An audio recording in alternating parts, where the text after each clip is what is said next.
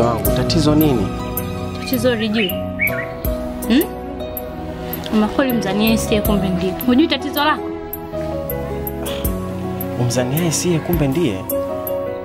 Mbona misemo na hatujawahi kufichana kitu? Hatujawahi kufichana?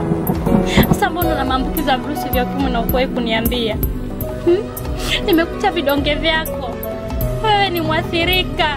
Kwa nini ukuwahi kuniambia hino?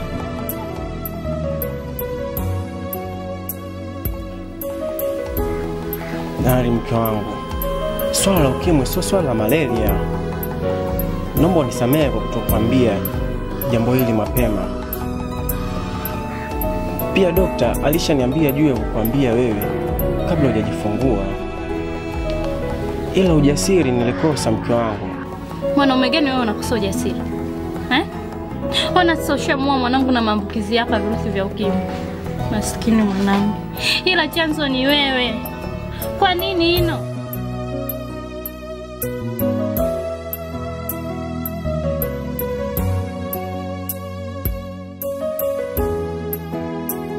Hapana, unanidhalilisha.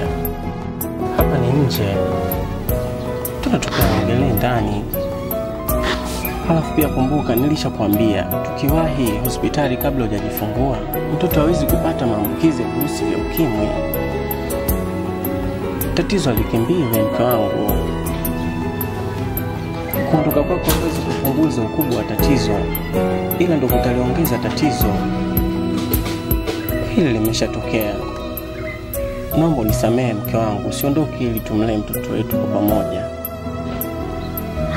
Naomba unisamehe. Twende ndani nikakueleza ukweli. Naomba unisamehe, nakupenda mke wangu.